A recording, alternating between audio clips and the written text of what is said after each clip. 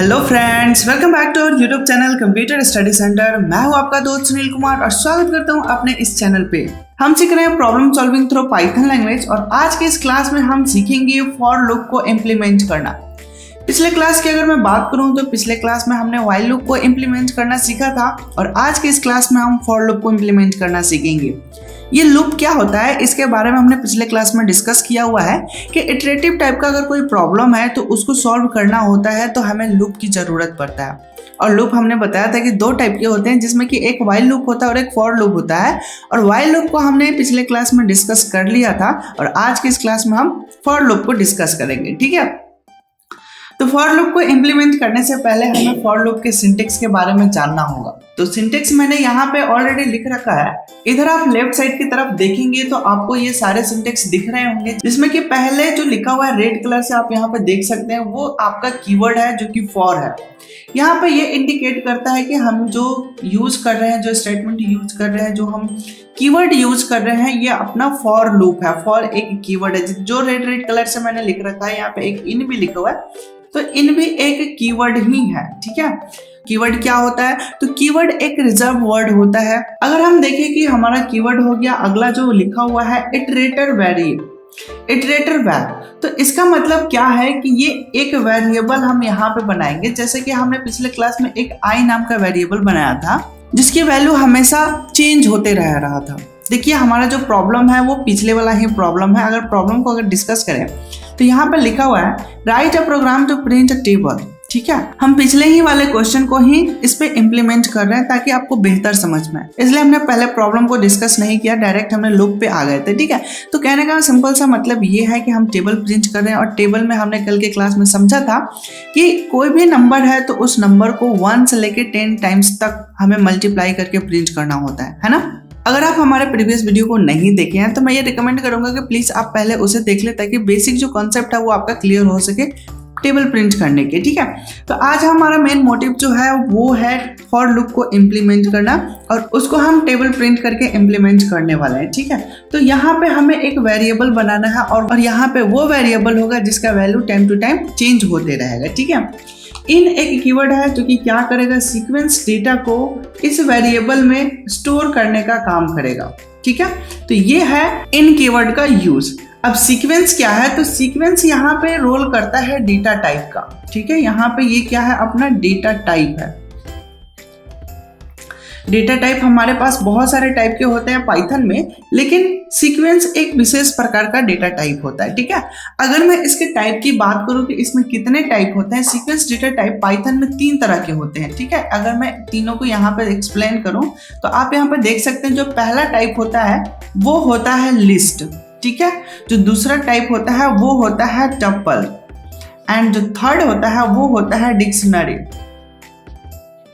ठीक है, तो यहाँ पे 3 टाइप के हमारे पास डेटा टाइप होते हैं और ये तीनों के तीनों सीक्वेंस डेटा टाइप कहलाते हैं। ठीक है, सीक्वेंस इसलिए कहलाते हैं क्योंकि इसमें ग्रुप ऑफ रिकॉर्ड रखे जाते हैं, ग्रुप ऑफ डेटा रखा जाता है, मल्टीपल्स डेटा एक टाइप के रखे जाते हैं। ठीक है, अगर मैं बात करूं इन तीनों में फिर डिफरेंस क्या है, अगर तीनों के तीनों सीक्वेंस हैं तो तीनों 3 तरह के बनाने की क्या जरूरत है। ठीक है, तो यहाँ पे मैं लिख देता हूँ कि लिस्ट में क्या डिफरेंस है, टपल में क्या डिफरेंस है एंड डिक्शनरी में क्या डिफरेंस है।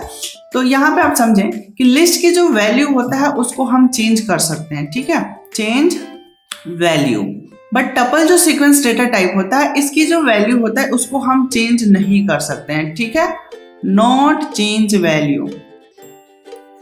ओके, डिक्शनरी के वैल्यू तो चेंज होता है, लेकिन जो स्टोरेज टेक्निक होता है, जो डेटा स्टोर करने का जो इसका तरीका है वो थोड़ा सा डिफरेंट होता है। इसमें डिक्शनरी का जो डेटा स्टोर करने का जो प्रिंसिपल है वो है की वैल्यू पेयर। ठीक है, की वैल्यू पेयर। बाकी ये लिस्ट और टपल जो है ये केवल और केवल वैल्यू स्टोर करने के काम करते हैं, लेकिन डिक्शनरी की और वैल्यू दोनों के दोनों स्टोर करते हैं। अब की और वैल्यू क्या होता है, जैसे कि मैं एक एग्जांपल से आपको समझाने की कोशिश करूं तो मैंने यहाँ पे एक एग्जांपल लिखा जैसे कि एज, और एज कितना है, सपोज 21।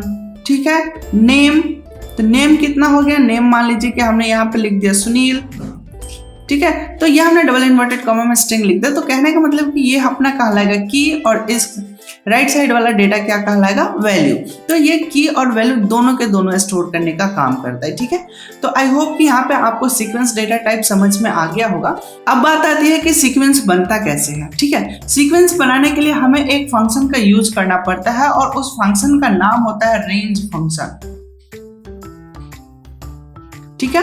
रेंज फंक्शन की अगर मैं सिंटेक्स यहाँ पे लिखूं तो सिंपल लिखा जाएगा रेंज एंड इसके ब्रैकेट में हमें कुछ पैरामीटर्स पास करने होते हैं, ठीक है। इसके पैरामीटर मैं यहाँ पे लिखूं तो सबसे पहले होता है स्टार्टिंग पॉइंट, ठीक है, कहां से ये स्टार्ट करेगा, कॉमा।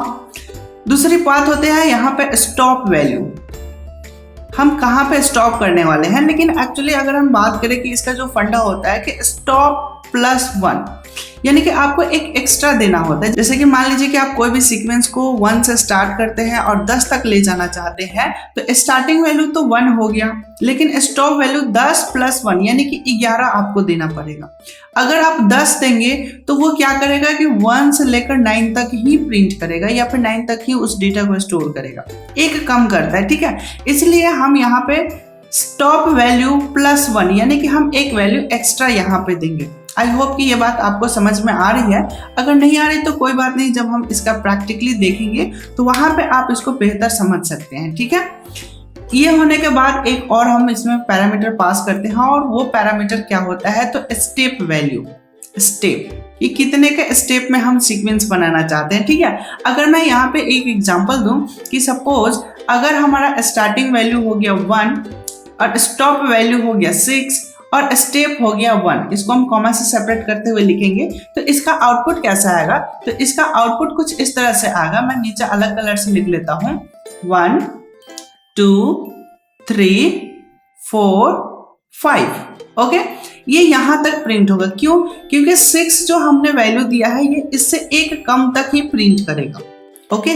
तो ये सीक्वेंस हो गया। स्टार्टिंग वैल्यू कहाँ से हो रहा है, 1 से हो रहा है, एंडिंग कितना से हो रहा है, स्टॉप +1 जो हमने दिया है, यानी कि हमें जितने पे स्टॉप करना है उससे एक एक्स्ट्रा देंगे तभी वो एक कम प्रिंट करेगा, ठीक है। और स्टेप वैल्यू यानी कि इन दो नंबर के बीच की जो गैपिंग है वो कितना है, तो 1 है, यानी कि अंतर कितना है इसमें, 1 है, यानी कि लास्ट नंबर को पहले वाले नंबर से अगर माइनस करेंगे तो उसका वैल्यू 1 आ रहा है, ठीक है। तो इसकी स्टेप वैल्यू 1 आ गया। अगर हम यहाँ पर 2 लिखे होते तो इसका आउटपुट कुछ इस तरह से आता, 1 3 5, यानी कि इन दोनों नंबर के बीच की जो गैपिंग हो जाता है वो कितना हो जाता है, तो 2 की गैपिंग हो जाता है, 3 - 1 = 2, ओके।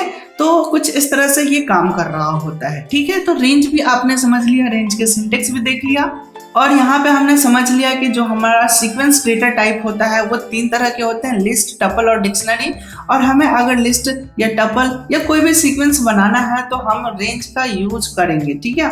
अगर हम इन सबको एक एक लाइन में अगर करके चेक करना चाहें तो उसके लिए हमें सेल प्रॉम्प्ट ओपन करना होगा और हम चलते हैं थोड़ा सेल प्रॉम्प्ट पे रेंज को समझ लेते हैं, क्योंकि अगर रेंज समझा हुआ रहेगा तो हमें टेबल प्रिंट कराने में आसानी होगा। तो सबसे पहले हम रेंज को थोड़ा सा अंडरस्टैंड कर लेते हैं कि एक्चुअली ये रेंज है क्या और लिस्ट और टपल में हम इसको कैसे यूज कर सकते हैं, ठीक है। तो चलते हैं पाइथन सेल प्रॉम्प्ट पे। हम आ चुके हैं अपने पाइथन सेल प्रॉम्प्ट पे और हम यहाँ पे जो प्रिंट करेंगे एक रेंज प्रिंट करेंगे। हमने यहाँ पे रेंज दिया और रेंज के अंदर हम वही सेम वैल्यू पास कर रहे हैं जो कि अभी हमने एग्जांपल में देखा था, 1 6 एंड 1, ठीक है। यानी कि 1 से शुरू होगा, 6 - 1 तक चलेगा एंड 1 की कैपिंग रखेगा, ठीक है।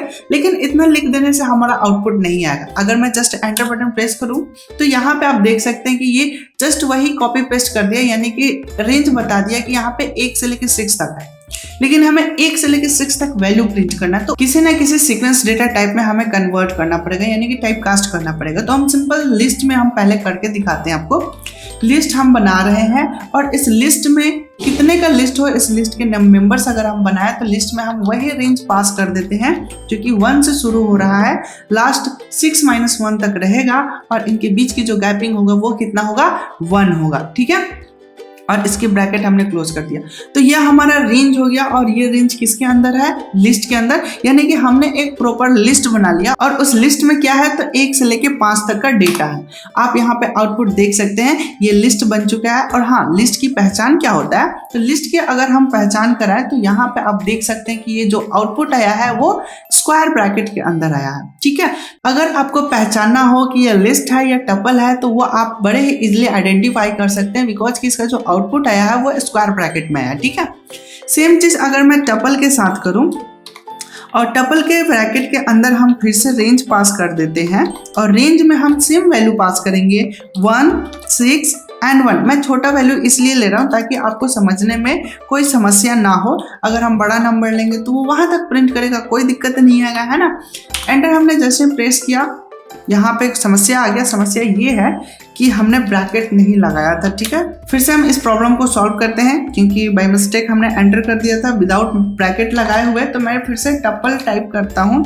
ठीक है, और हमने यहाँ पे जस्ट रेंज लिख दिया और रेंज करने के बाद हमने यहाँ पे 1, 6, 1 और ब्रैकेट 2 बार क्लोज करके हमने एंटर बटन प्रेस किया। तो आप यहाँ पे देख सकते हैं आउटपुट हमारा आ चुका है। आप यहाँ पे नोटिस करेंगे कि यहाँ पे क्या हो रहा है, पैरेंथेसिस लगा हुआ है और यहाँ पे क्या आ रहा है तो स्क्वायर ब्रैकेट लगा हुआ है। ठीक है, स्क्वायर ब्रैकेट क्या रिप्रेजेंट करता है, लिस्ट को रिप्रेजेंट करता है और पैरेंथेसिस किसको रिप्रेजेंट करता है, तो ये टपल को रिप्रेजेंट करता है। ठीक है, आई होप कि यहाँ पे आपको ये बात क्लियर हो गया होगा।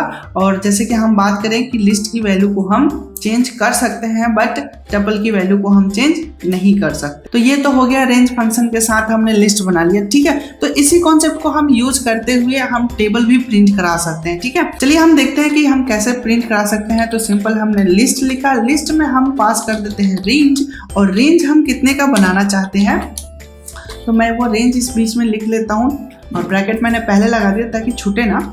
रेंज हम देना चाहते हैं, सपोज अगर हम 2 का टेबल बनाना चाहते हैं 2 और लास्ट हमारा 20 तक जाएगा तो 20 + 1 हमने एक एक्स्ट्रा रखा ताकि ये 20 तक जाए। एंड इसके बाद हमें स्टेप कितने का रखना है तो 2 का स्टेप रखना है, तभी तो 2 के बाद 4 होगा, 4 के बाद 6 होगा, है ना।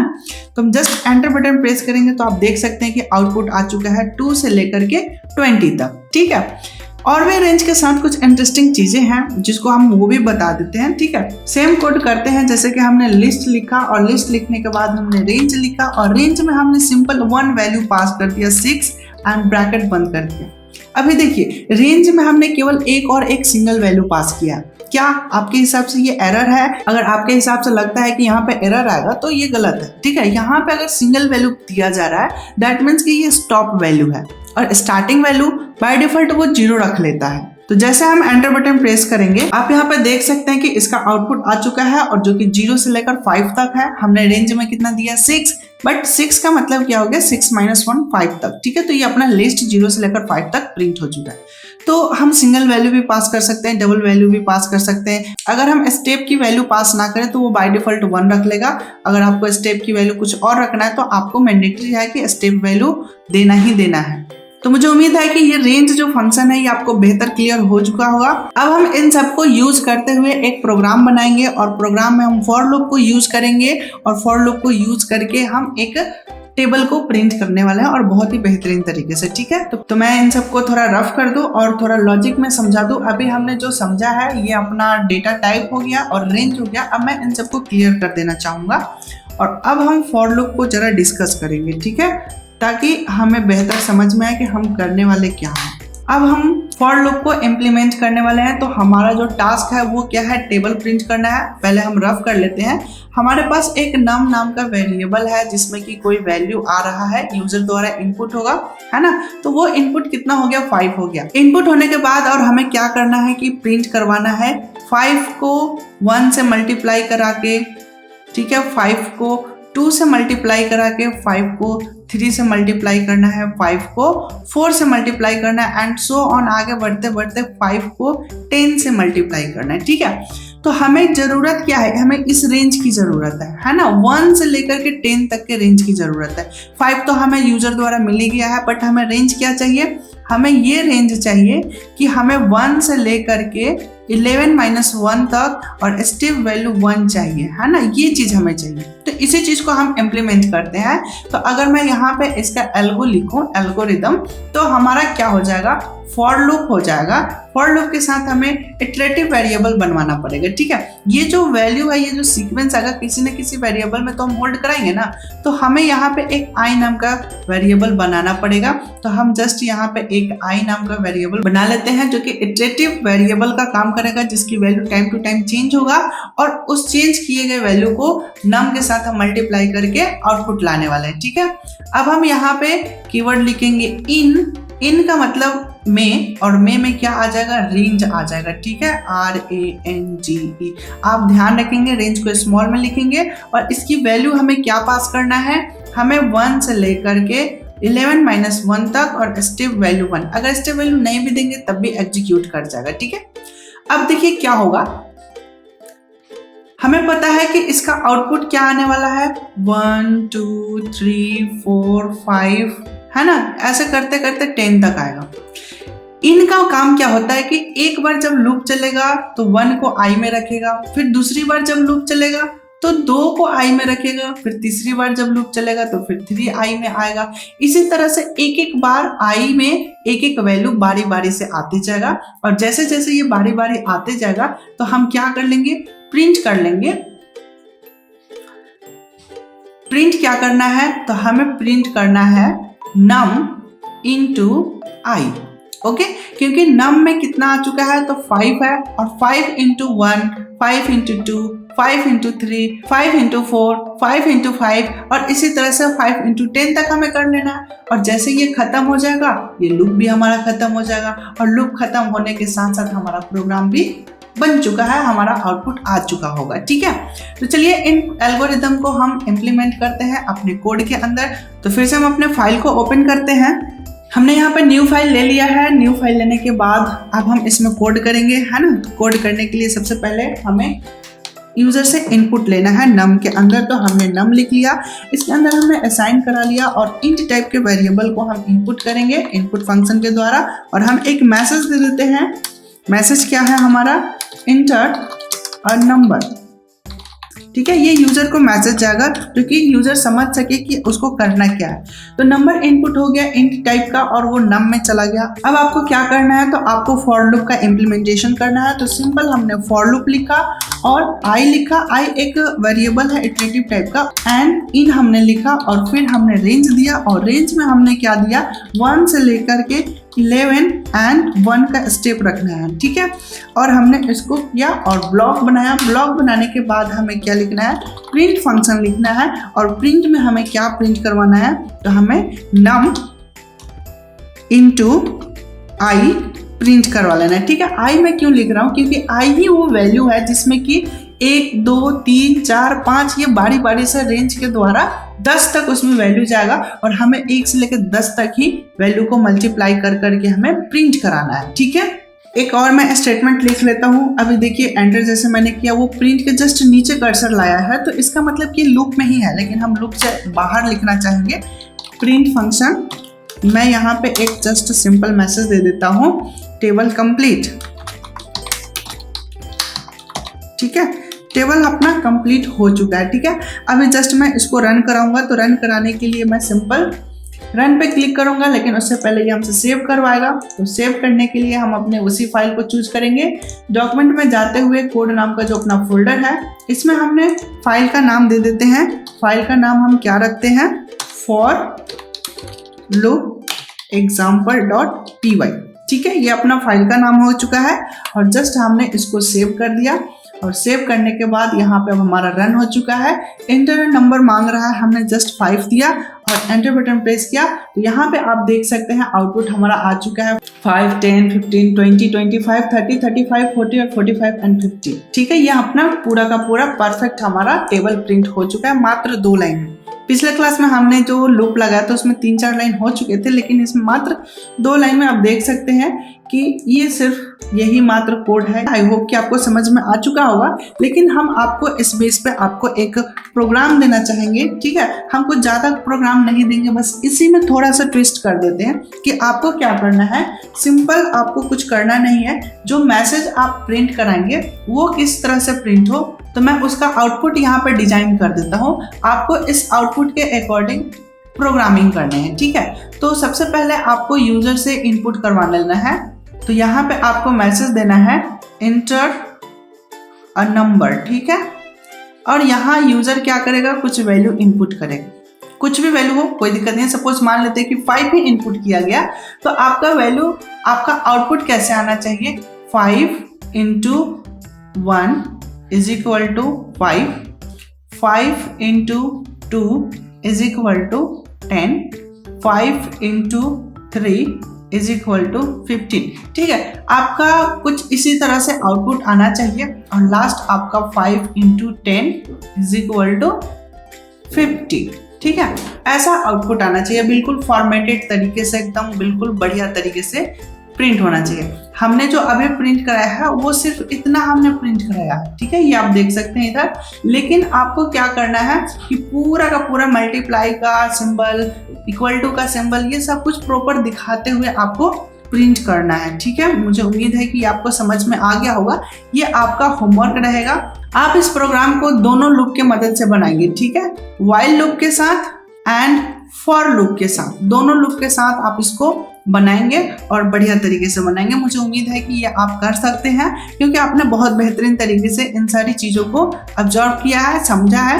अगर फिर भी कोई डाउट या समस्या आता है तो आप हमें कमेंट सेक्शन में कमेंट करके पूछ सकते हैं, या फिर इस वीडियो को एक बार जरूर रिमाइंड करके देखिए, आपको हर छोटी छोटी प्रॉब्लम्स क्लियर हो जाएंगे। अगर ये वीडियो आपको पसंद आया तो प्लीज हमारे इस वीडियो को एक लाइक करें, और अगर अभी तक हमारे इस चैनल से नहीं जुड़े हुए तो प्लीज हमारे इस चैनल को सब्सक्राइब करके हमारे साथ जुड़े, और हमारे इस वीडियो लिंक को आप अपने दोस्तों के साथ भी शेयर करें, ताकि वो भी फ्री में एक अच्छा प्रोग्रामिंग स्किल डेवलप कर सके।